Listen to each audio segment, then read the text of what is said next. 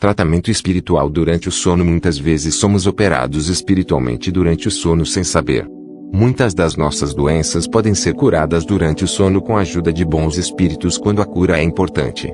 Pelo sono e desligado a consciência da vigília ou consciente físico, assim há uma facilidade maior de se trabalhar o nível do corpo astral e os demais níveis de consciência, para que desdobrados, os espíritos trabalhem essas situações e liberem através do magnetismo algumas memórias ou mesmo sanar as mazelas do corpo.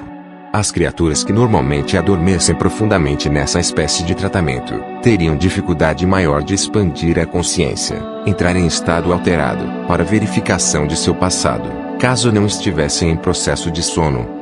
Produzido o sono, a expansão e o trabalho em nível interno ficam facilitados e a criatura terá condições de entrar em contato com as situações de passado, não trazendo nada para a memória consciente. Mas haverá da mesma forma a libertação do problema e resolução da dificuldade. O ser humano manifesta-se em múltiplas dimensões de vida e suas dificuldades procedem ou têm sua raiz encravada nessas mesmas dimensões, que, por enquanto, são invisíveis, insuspeitadas ou não admitidas para uma gama grande de pesquisadores das ciências humanas. Fenômenos intrinsecamente ligados ao tema ora em estudo. A desencarnação é um processo de síntese orgânica e síntese psíquica. A encarnação é um processo de análise. É a subdivisão da consciência em faculdades diversas, e do sentido único em sentidos múltiplos, para facilitar seu exercício e conduzir seu desenvolvimento. As circunstâncias que levam os espíritos a se buscarem durante o sono é algo semelhante ao que se dá na Terra, quando temos vontade de visitar nossos familiares, parentes e amigos, com a diferença de que, nos encontros espirituais, estamos despojados da máscara do corpo de carne e, de certa forma, despojados dos papéis provisoriamente executados na vida de relação social. No estado do sono, o espírito fica preso ao corpo por uma espécie de fio condutor ou filamento, designado por Kardec como rastro luminoso ou laço fluídico, por meio do qual passam as impressões e as vontades da alma até o cérebro do encarnado. O mesmo processo se dá nas outras formas de desdobramento, conscientes ou não, como no caso, por exemplo, dos fenômenos mediúnicos, em que o médium empresta seu organismo físico para as entidades se comunicarem por meio da fala, psicofonia, ou pela escrita, psicografia. Portanto, os espíritos que não apresentam esse laço ou cordão fluídico estão desencarnados. Há vários relatos na literatura espírita sobre a visita entre pessoas vivas, durante o sono ou desdobramento, como, por exemplo, nos episódios narrados por Kardec em O Livro dos Médiuns, em especial os casos de Santo Afonso de Ligório e Santo Antônio de Pádua.